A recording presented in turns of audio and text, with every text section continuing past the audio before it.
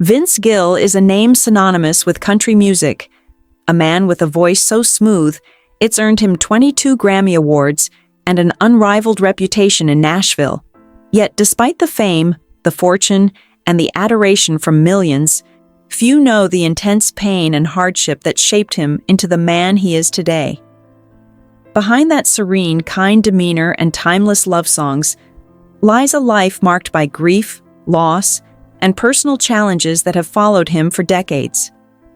From the death of his brother to the end of a marriage and a life-threatening health scare, Vince's journey hasn't been easy. Even at 68, with everything he's achieved, Vince continues to grapple with health problems of his own and those of his loved ones. A quiet beginning. In Norman, Oklahoma.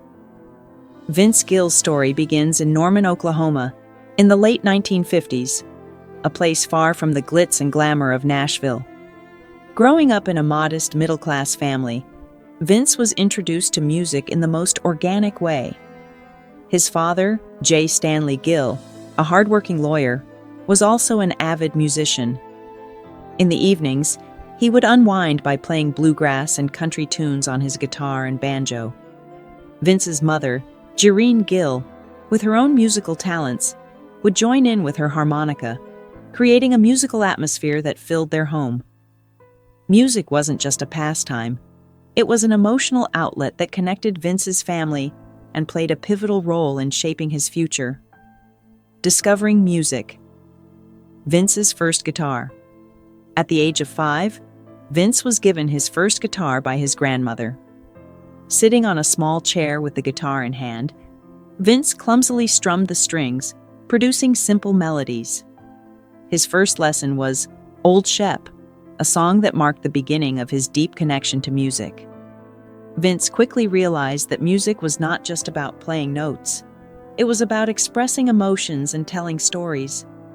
Family nights spent listening to the Grand Ole Opry and rock and roll hits further cemented Vince's love for music. The instruments he later learned, dobro, fiddle, banjo, mandolin, and bass, became his means of connecting with the world. The influence of Bob Cohen, Vince's brother and musical companion. Vince's older half-brother, Bob Cohen, who was 12 years older than Vince, played an essential role in Vince's musical journey.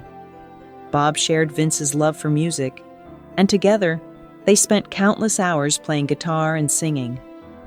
Bob understood Vince in ways no one else could, and the bond they shared was a source of deep comfort for Vince. When they were invited to perform at a local radio station in 1963, it was Vince's first taste of performing in front of an audience. Although the stage was small and unremarkable, the moment was significant for Vince, who felt unafraid with his brother by his side. Tragedy strikes. The car accident and loss of Bob tragedy struck when Vince was only 10 years old. Bob was involved in a severe car accident that left him with a serious brain injury. The doctors weren't optimistic about his chances of surviving, but Bob fought hard and woke from his coma. However, he was never the same. He struggled with memory loss, communication difficulties, and constant physical pain. For Vince, it was a slow, agonizing loss as he watched his brother, the person who had been his musical partner, change before his eyes. Though Bob was still physically present, he was no longer the vibrant, energetic man Vince had known. This loss marked the beginning of Vince's emotional journey with grief. The final goodbye. Bob's death. In 1993, Vince's beloved brother Bob passed away at the age of 48 due to complications from the injuries sustained in the car accident. Vince had already mourned the loss of Bob's former self years earlier, but when Bob actually died, it felt like a fresh wound. Vince, now an established artist, found himself grappling with the pain of losing the person who had always been his anchor.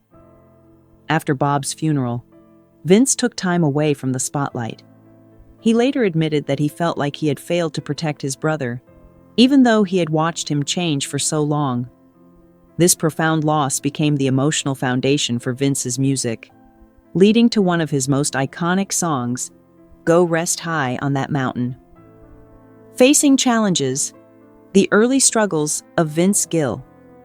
Vince Gill's career didn't take off without its own set of challenges. After leaving Norman, Oklahoma in the 1970s, he joined the local bluegrass band, Mountain Smoke, where he learned firsthand about the harsh realities of the music industry. The chaotic, often unforgiving world of performing in smoky bars, with rowdy crowds, tested Vince's resilience. During one performance, when the audience began throwing beer bottles at the stage, Vince reached his breaking point. He stopped playing, flipped off the crowd, and walked off stage. This moment, though impulsive, marked a turning point in Vince's life. He would no longer tolerate disrespect, even if it meant losing an opportunity. Pure Prairie League and Vince's breakthrough. In 1978, Vince joined Pure Prairie League, a country rock band. Initially a guitarist and backing vocalist, Vince quickly rose to prominence when he was asked to replace the band's lead singer, Craig Fuller. This marked a turning point in Vince's career. The band's album Can't Hold Back featured the hit song Let Me Love You Tonight, which became a top 10 hit on the Billboard Adult Contemporary charts. For the first time, Vince tasted true fame, and his emotional, soaring voice made him an icon in the country music scene. However, his success with Pure Prairie League was short-lived as internal conflicts eventually led to the band's breakup. Going solo. Vince's struggles in Nashville. In 1982, Vince left Pure Prairie League and decided to pursue a solo career. Moving to Nashville, the heart of country music, Vince signed with RCA Records and released his debut solo album, The Things That Matter, in 1984. The album, however, didn't make much of an impact. Vince continued to struggle, performing in small clubs with only a handful of people in the audience. He also worked as a session guitarist for other artists to make ends meet. It was a period of self-doubt and uncertainty, and Vince questioned whether he had made the right choice. His resilience was tested, but he kept writing songs and refining his craft. The breakthrough. Vince Gill's rise to stardom. Despite the setbacks, Vince continued to evolve as an artist. By the time of his 1987 album, The Way Back Home, he had begun to carve out his own distinctive sound. While the album's minor hit Cinderella didn't propel him to stardom, it was a step in the right direction. It was with his 1990 album, When Love Finds You, that Vince's career truly took off. The album produced multiple hits, including Go Rest High on That Mountain, which became his signature song. By then, Vince had finally found his voice, not just as a singer, but as a songwriter with a deep understanding of love, loss, and life's bittersweet journey.